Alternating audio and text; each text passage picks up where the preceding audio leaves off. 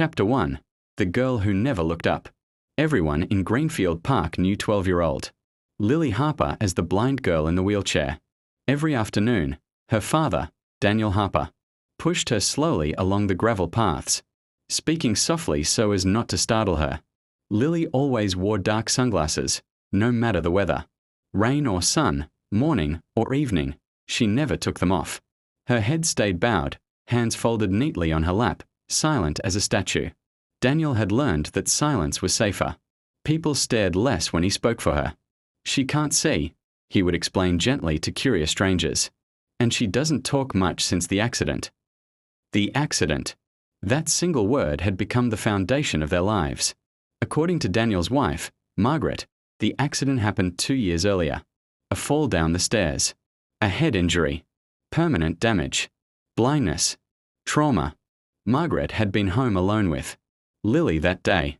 When Daniel rushed back from work after the frantic call, his daughter lay in a hospital bed with bandages and bruises, trembling, refusing to open her eyes. Margaret cried endlessly, blaming herself. The doctors confirmed vision loss, based on tests Margaret insisted on overseeing.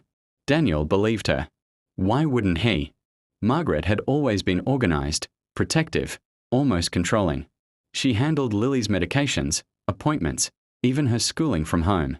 Daniel trusted his wife completely. That afternoon in the park, a ragged boy named Noah stood near the path, watching them closely. He was no older than 14, dressed in worn clothes. Eyes sharp with curiosity and something deeper, anger, maybe. As Daniel passed, Noah suddenly stepped forward and pointed straight at Lily. "She's not blind," the boy said loudly. Daniel froze. Lily's fingers twitched. "What did you say?" Daniel snapped, offended. The boy didn't back down. "I said she's not blind. She can see just fine." People nearby turned to watch. Daniel felt heat rush to his face. "That's enough," he said. "You should be ashamed of yourself." But Noah leaned closer, lowering his voice. "Your daughter isn't blind. Your wife did this." Daniel's heart skipped. Lily's head tilted, just slightly. And for the first time in 2 years, Daniel wondered if the silence he trusted was hiding something far more terrifying. Chapter 2. Cracks in the Perfect Story. That night, Daniel couldn't sleep. Noah's words echoed in his mind like a curse he couldn't shake. Your wife did this. Margaret slept peacefully beside him, breathing evenly, as if nothing in the world was wrong. Daniel stared at the ceiling, replaying moments he had ignored, moments that now felt sharp and suspicious. Why had Margaret always insisted on being present during Lily's medical exams? Why did she refuse second opinions? Why did Lily flinch whenever Margaret raised her voice, even slightly? The next morning, Daniel watched closely. When Margaret brought Lily her breakfast, Lily's hands moved with unusual precision, reaching for the cup without searching. When Margaret left the room, Daniel whispered, "Lily." No response. He rolled a small ball across the floor. It stopped near Lily's foot. Her toes pulled back instantly. Daniel's chest tightened. Later that day, he found Noah near the park again. "You," Daniel said, approaching him carefully. "How do you know my daughter can see?" Noah shrugged. "Because I saw her. Months ago. She was looking out a window, crying, watching her mom argue on the phone." Daniel felt dizzy. "Why didn't you tell anyone?" "Who would believe me?" Noah replied bitterly. "Rich woman. Broken kid. Poor boy." That night, Daniel confronted Margaret gently. "I'm thinking of getting Lily re-examined," he said. Margaret's smile vanished. "Why would you do that?" "For peace of mind." Her eyes hardened. The doctors already confirmed everything.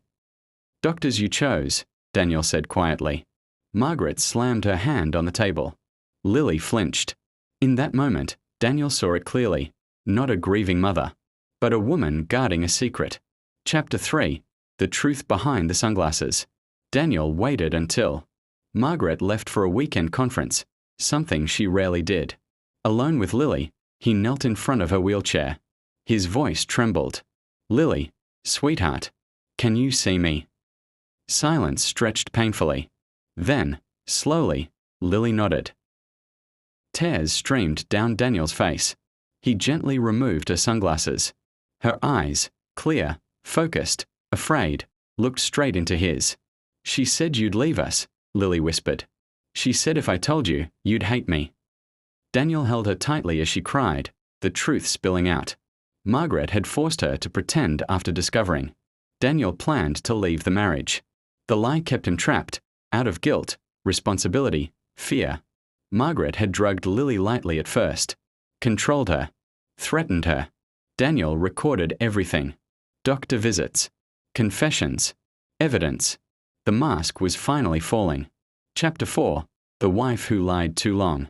Margaret returned home Sunday evening with a practiced smile and a rolling suitcase. Already mid-sentence about airport delays and useless hotel coffee. Daniel met her at the door, calm in a way that felt unnatural even to him. The house was too quiet. Lily was in her room, door closed, the wheelchair pushed aside like a relic. Margaret noticed at once.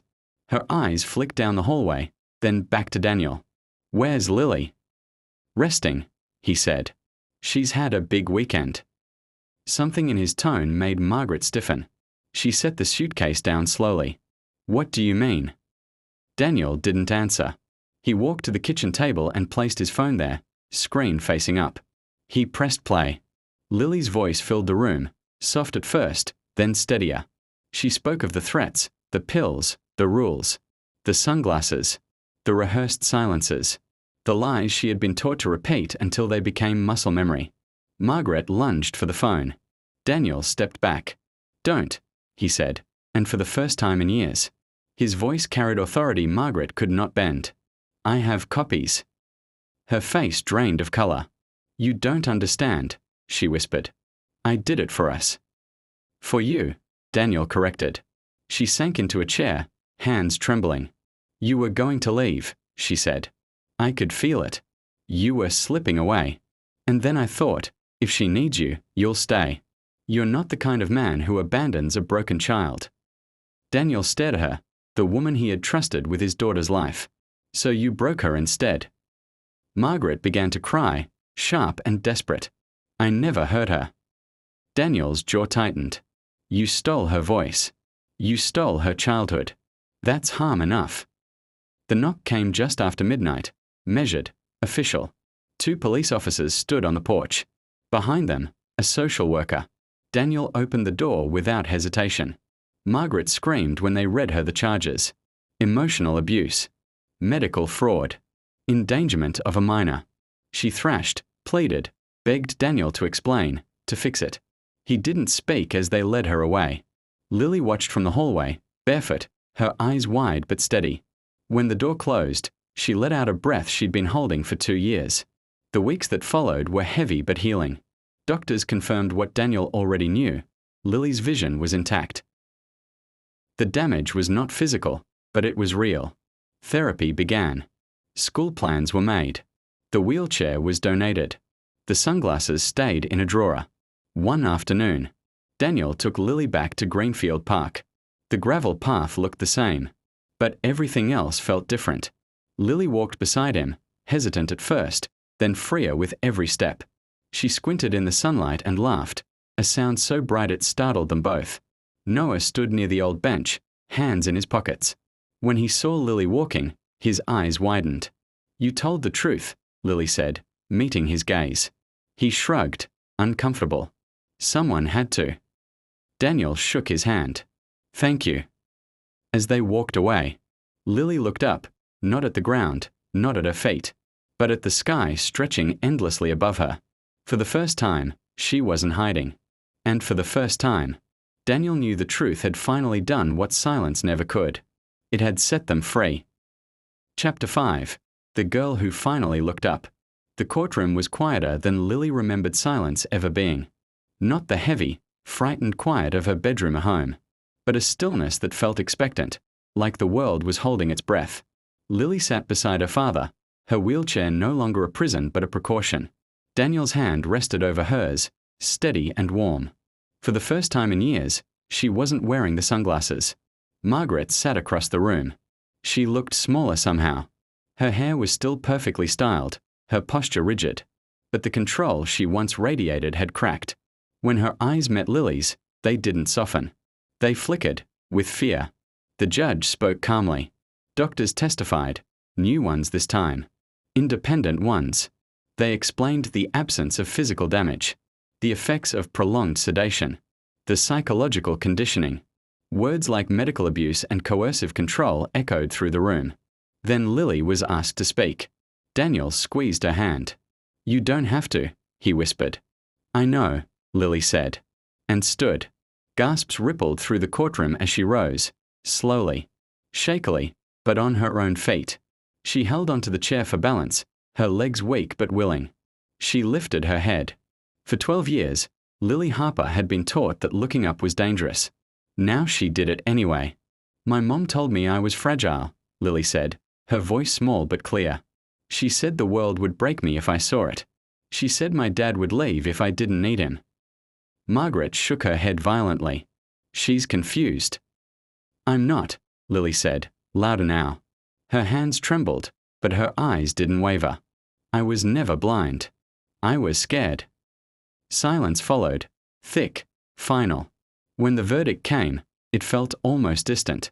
Margaret was led away, her protests dissolving into empty noise. The lie that had ruled their lives for 2 years collapsed under its own weight. Weeks later, Greenfield Park looked the same, but felt different. Lily walked beside her father along the gravel path. Her steps uneven, her arm looped through his.